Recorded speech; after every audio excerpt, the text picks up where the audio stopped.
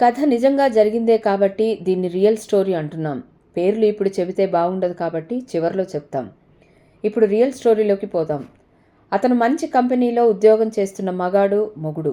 ఇంట్లో భార్య ఉండగానే తన ఆఫీస్లో కలీగ్ మిస్సమ్మతో ప్రేమాయణం, రొమాన్సాయనం చేశాడు. సారు భార్యకు తెలియకుండా మిస్సమ్మను కీపింగ్ చేసుకుంటే ఈ మిస్సమ్మ ప్రియుడికి తెలియకుండా ఆయన భార్యకు 3 కోట్ల ఆఫర్ ఇచ్చి మొగుడిని విడాకులు ఇచ్చి వదిలేయమని డిమాండ్ చేసింది.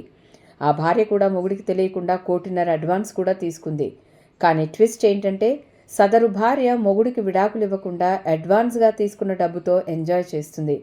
1 సంవత్సరం వెయిట్ చేసినా విడాకులు రాకపోవడంతో మిస్సమ్మకు మండి ప్రియుడి భార్యకు కాల్ చేసింది. No answer. మళ్ళీ కాల్ చేసింది.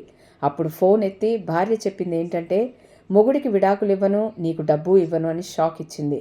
అప్పుడు మిస్సమ్మకు ఇంకా మండి కోర్టులో లా సూట్ అంటే దావా వేసింది. అయితే కోర్టు మిస్సమ్మకి అనుకూలంగా తీర్పు ఇవ్వడానికి నిరాకరించింది. ఆమె ఇచ్చిన డబ్బు చట్టబద్ధమైన వివాహానికి అంతరాయం కలిగించే ఉద్దేశంతో సామాజిక నైతిక ప్రమాణాలు మరియు ప్రజా ఆదేశాలను ఉల్లంఘించిందని కోర్టు పేర్కొంది. డబ్బు వాపస్ కోసం ఆమె చేసిన పిటిషన్ తిరస్కరించబడింది. కోర్టు విచారణలో తేలింది ఏంటంటే భార్య ద్వారా 2 కూతుళ్లను కన్న మొగుడు ప్రియురాలి ద్వారా అదే మిస్సమ్మ ద్వారా 1 కొడుకును కన్నాడంట. అలాగే భార్యకు తెలియకుండా మిస్సమ్మకి 6 కోట్లు ఇచ్చాడంట. ఇక్కడ ఎవరి డబ్బు ఎవరికి ఆఫర్ ఇస్తున్నారో మీకు అర్థమై ఉంటుంది. అట్లుంటది ఇల్లీగల్ అఫైర్స్తో. ఇంతకు ఇది జరిగినది చైనాలోని ఒక సిటీలో. సార్ పేరు హాన్, మిస్సమ్మ పేరు షీ, భార్య పేరు young. So stay away from illegal affairs.